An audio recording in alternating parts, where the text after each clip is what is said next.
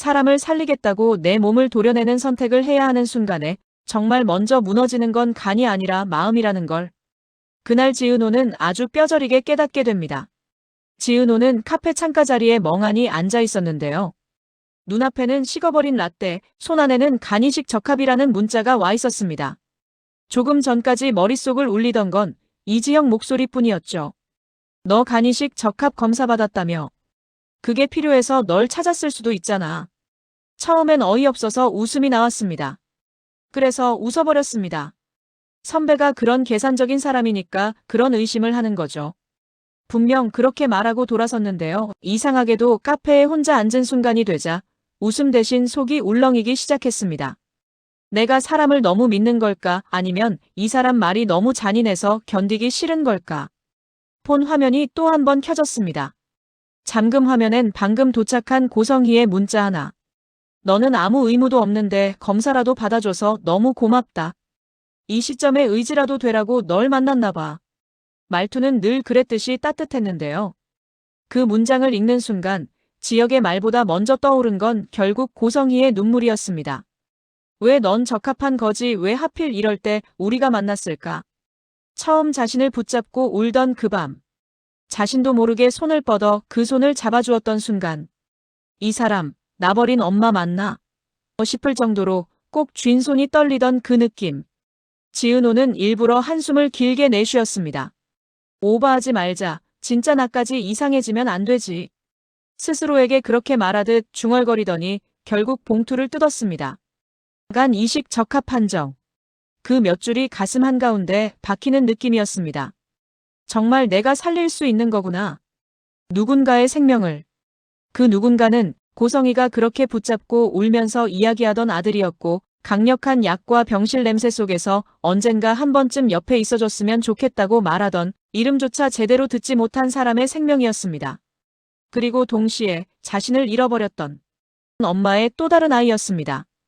병원 상담실에서의 설명은 생각보다 잔인하게 구체적이었는데요. 수술 자체는 비교적 안전한 편이긴 합니다만 그래도 공여자분 건강에 부담이 되는 건 사실입니다. 회복 기간도 필요하고요.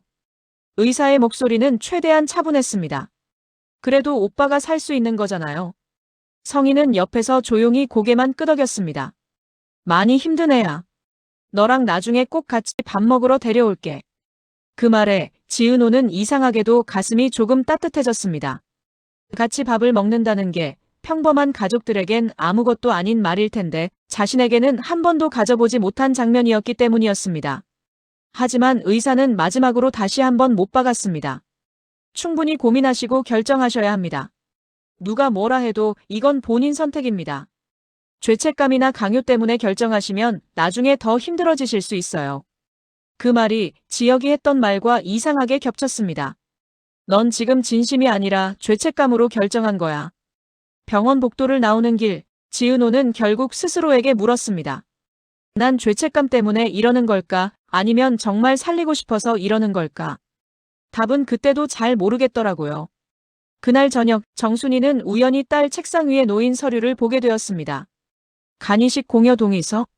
순이는 처음에 오해했습니다. 누군가를 도우려는 기부 비슷한 건 줄 알았습니다. 요즘은 이런 봉사도 있나 보다. 근데 왜 애 이름이? 그렇게 생각하며 페이지를 넘기는데 그때 눈에 들어온 건 수술 위험 동해, 간 일부 절제, 합병증 가능성 같은 단어들이었습니다. 손이 덜덜 떨리기 시작했습니다. 이게 뭐야? 이게 무슨 말이야? 마지막 장엔 보호자 서명란이 비어 있었습니다. 그게 더 무서웠습니다. 이 애는 이걸 혼자 보고 혼자 결정하려고 했던 거구나. 순이는 주저없이 지은호에게 전화를 걸었습니다. 은호야, 너 지금 어디냐? 엄마. 나 그냥 카페. 지금 당장 들어와. 당장이야. 목소리가 예사롭지 않았습니다. 지은호는 순간 가슴이 철렁 내려앉았습니다. 혹시 병원에서 연락이 온 건가? 아니면 집에 들어서자마자 서류는 이미 식탁 한가운데 펼쳐져 있었는데요. 이게 뭐냐 이게. 순이 얼굴은 울다 지친 사람처럼 벌겋게 상기돼 있었고 눈동자는 피곤을 훨씬 넘어선 공포로 번들거리고 있었습니다. 엄마, 그게 그냥 아직 한 건 아니고요.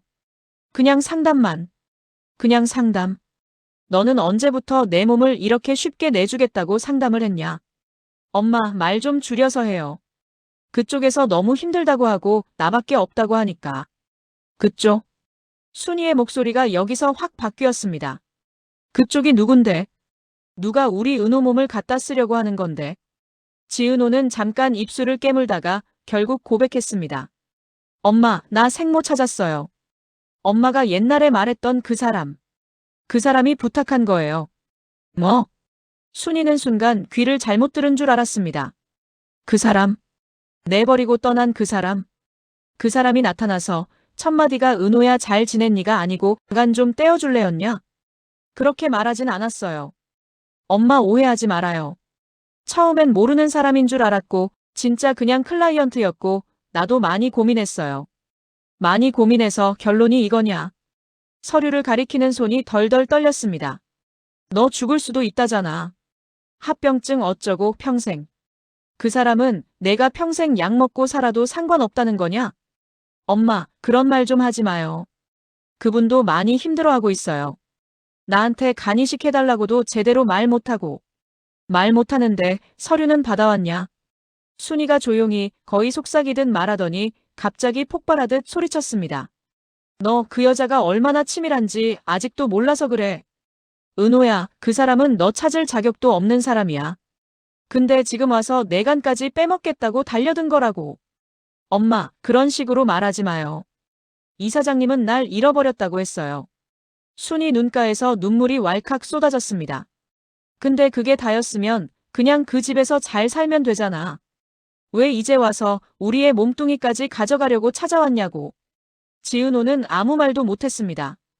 가슴 한가운데에 박혀있던 죄책감과 이상한 연민이 한꺼번에 뒤섞여 올라오고 있었기 때문이었습니다.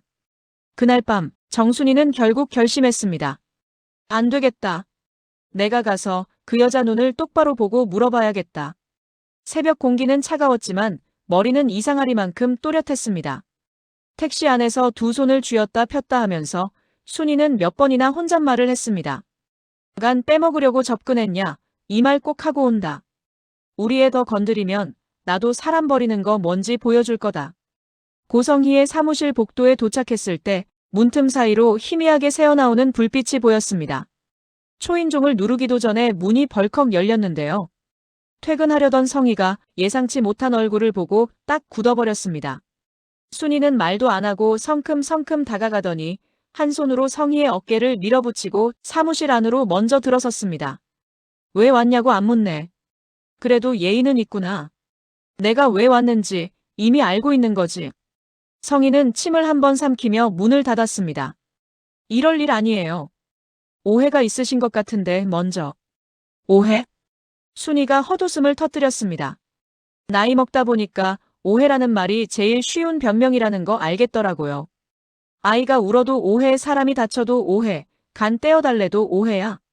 성희 표정이 순간 굳었습니다. 그 얘기 들으셨군요. 너무 고맙더라. 우리 애가 혼자 서류 들고 와서 간을 떼주겠다고 고민하고 있더라고. 나 아니었으면 그 서류에 사인까지 했었겠지. 순이는 더 이상 참지 않았습니다. 손이 번개처럼 올라가 성희의 머리채를 잡아챘습니다. 야, 고성희. 너 진짜 간 빼먹으려고 우리 애한테 접근한 거냐? 성희 몸이 뒤로 확 젖혀졌습니다. 아, 아파요. 진정 좀 하세요. 진정? 내가 지금 진정한 거로 보이냐? 내가 이 손으로 내가 버리고 간 애 업어서 키웠어. 그 애 열날 때마다 밤새 얼음수건 갈아주고 학원 못 보내도 미안해서 도시락에 반찬 하나 더 넣어줬다고. 근데 넌 뭐 했냐? 잘 먹고 잘 살다가 내 아들 간 떨어져 나갈까 불안하니까 이제 와서 우리 애 간부터 떼가겠다고. 머리채를 잡힌 채로 성희도 더 이상 물러서지 않았습니다. 눈빛이 서서히 바뀌기 시작했습니다. 가슴에서는 천불이 났지만 순이의 장단을 맞춰주기로 했습니다. 뒤에 누군가 오고 있다는 걸 알았거든요. 그래요. 저 그 아이 잃어버렸어요. 잘못한 거 알아요. 근데 지금 그 얘기에서 뭐가 달라지는데요? 지금 안 움직이면 제 아들은 진짜로 죽어요. 그러면 내가 주든가. 내 간이든 내 심장이든 내가 떼서 주든가. 왜 우리 애더러 그걸 하래? 저는 안 맞아요. 순이는 그 말을 듣자마자 잠깐 말을 잃었습니다. 뭐라고? 검사했어요. 저도 안 맞더라고요. 가족들 다 안 맞아요. 근데 은호만 맞았어요. 이제 성희의 눈에서도 눈물이 떨어지기 시작했습니다. 그래서 찾아간 거예요. 버린 죄인 거 알면서도 살려달라고 무릎 꿇을 각오로. 그게 그렇게 큰 죄예요? 그래, 큰 죄야. 순이 목소리는 떨리고 있었지만 단단했습니다. 왜냐면 너한텐 선택지가 있었고 우리 애한텐 없었으니까. 넌 그 애를 버릴 수 있었지만 걔는 널 엄마라 부를 기회조차 없이 살아왔거든. 성희가 그 말을 듣고 잠시 입술을 깨물더니 결국 내뱉었습니다. 근데요. 마음만으로는 사람 못 살려요. 죄책감만으로도 못 살려요. 지금 제 아들 몸 안에서는 시간이 줄어들고 있어요. 저 미친 사람 취급받아도 그 애만 살 수 있으면 뭐든 할 거예요. 순이가 비웃듯 말했습니다. 넌 지금 두 번째로 은호를 버리려는 거야. 이번엔 몸까지 떼가면서. 순간 순이는 성희의 머리채를 더 세게 잡았습니다. 몸이 부딪히고 숨이 거칠게 오르내렸습니다. 그리고 그때였습니다. 엄마. 문가에 서 있던 지은호가 떨리는 목소리로 말했습니다. 두 여자의 시선이 동시에 그쪽으로 돌아갔습니다. 지은호는 상황을 한눈에 이해하지 못했습니다. 한쪽엔 머리채가 흐트러진 고성희, 다른 한쪽엔 눈이 벌겋게 충혈된 정순이. 두 분 뭐 하시는 거예요? 지은호가 오고 있다는 걸 눈치챈 고성희는 때맞춰 또다시 연기를 시작했습니다. 아니야, 은호야. 다 내 잘못이야. 내가 맞아도 싸지. 어머님이 얼마나 화가 나시겠어. 너무 죄송합니다. 너무 죄송해요.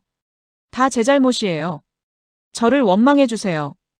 은호는 어쩔 수 없이 순이를 데리고 사무실을 나갔습니다. 지은호는 새벽까지 잠을 이루지 못했습니다. 간이식 적합 판정. 종이에 적힌 단어는 짧았지만 마음을 뒤흔드는 데는 충분했는데요. 지역의 의심, 성희의 눈물, 순이의 분노가 한꺼번에 쏟아지듯 밀려와 머릿속이 터질 것 같았습니다. 내가 해야 하는 게 뭘까? 정말 내가 아니면 안 되는 걸까? 지은호는 스스로에게 수백 번 묻고 또 물었지만 답은 결국 한 곳으로 수렴했습니다. 나 오빠가 어떤 사람인지 직접 보고 싶다. 도와주기 전에, 결정하기 전에 어떤 생명을 위해 나를 내어주려는 건지. 적어도 눈으로 보고 싶었습니다. 그 마음을 정순이에게 말하자 순이는 말도 안 된다며 고개를 세차게 저었습니다. 절대 안 돼. 은호야, 너 지금 상태에서. 엄마, 직접 보고 올게. 그게 그렇게 위험한 일 아니잖아. 그냥 그 사람이 어떤 사람인지, 내가 어떤 선택을 하게 될지 확인하고 싶어요. 순이는 흔들렸지만 끝까지 반대할 힘이 없었습니다. 은호의 목소리가 너무 진지했고 그 속에 담긴 두려움까지 느껴졌기 때문입니다. 짧게만 보고 와. 그리고 혼자 울지 마. 알겠지? 지은호는 그 말에 조용히 고개를 끄덕였습니다. 며칠 후 한우진은 상태 악화로 결국 병원으로 옮겨졌습니다. 성희는 밤새 병실을 지키며 의사와 상담을 이어갔고 적합 판정이 났으니 곧 진행할 수 있다는 말에 안도의 눈물을 흘렸습니다. 하지만 그 수술이 성사되려면 지은호의 마음이 움직여야만 했습니다. 성희는 그 마음을 비틀지 않는 척했지만 속으로는 초조함에 손이 떨리고 있었습니다.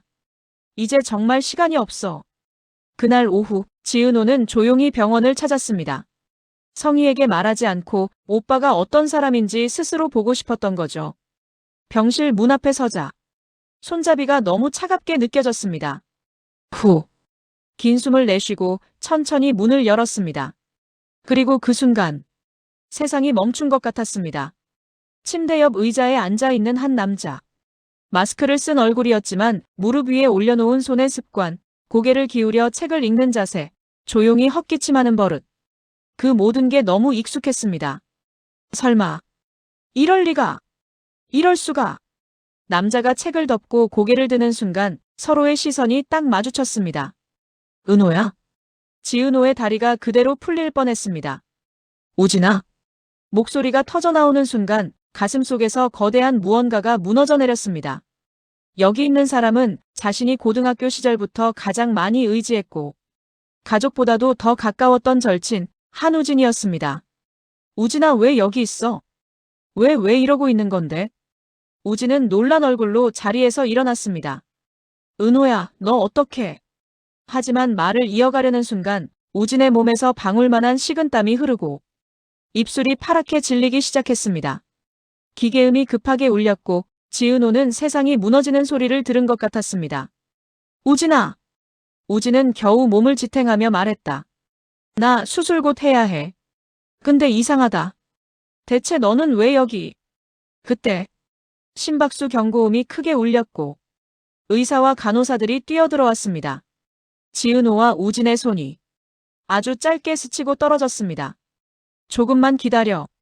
할 말 있으니까. 우진은 그렇게 말한 뒤 의사에게 이끌려 복도로 나갔습니다.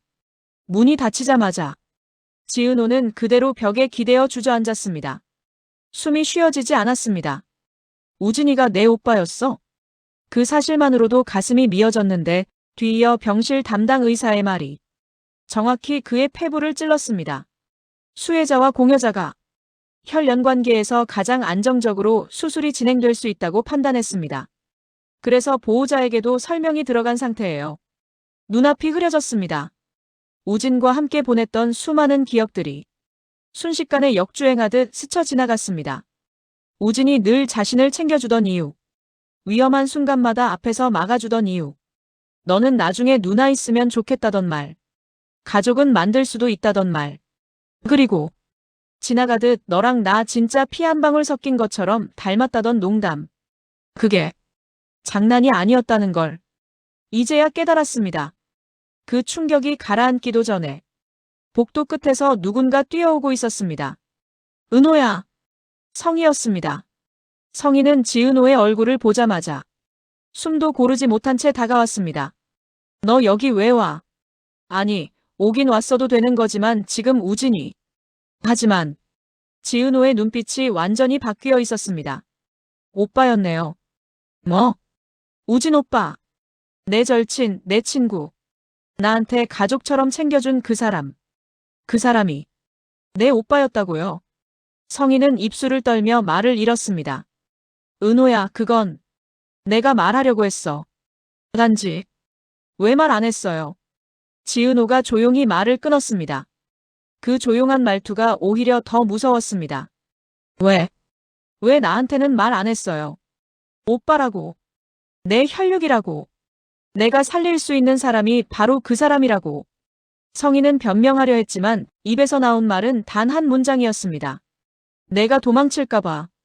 지은호는 눈을 감았습니다. 그래서 숨겼어요?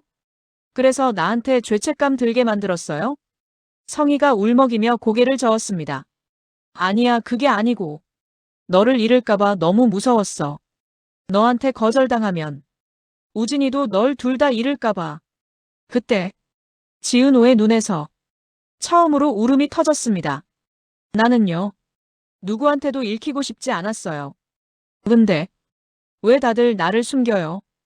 왜 다들 진실을 나만 빼고 말해요? 성희는 그 말을 들으며 평생의 죄를 다 받아내는 사람처럼 그대로 무너져 내렸습니다. 잠시 후 문이 열리고 의사가 다시 나왔습니다. 한우진 씨, 아직 의식은 없지만 상태는 안정됐습니다. 가까운 분이면 들어가 보실래요? 지은호는 눈물을 훔치고 천천히 고개를 끄덕였습니다. 그리고 문 안으로 걸어 들어가 무기력하게 누워있는 우진의 얼굴을 다시 마주했습니다. 천천히 손을 뻗어 우진의 손등을 덮었습니다. 우진아, 왜 말을 안 했어? 왜? 우진은 대답이 없었지만 그 침묵이 더 많은 말을 담고 있는 것 같았습니다. 지은호는 오랫동안 대답 없는 손을 꼭 잡고 있다가 마침내 조용히 입을 열었습니다. 오빠, 나 결정했어요. 눈물 한 방울이 우진의 손등 위로 떨어졌습니다. 할게요.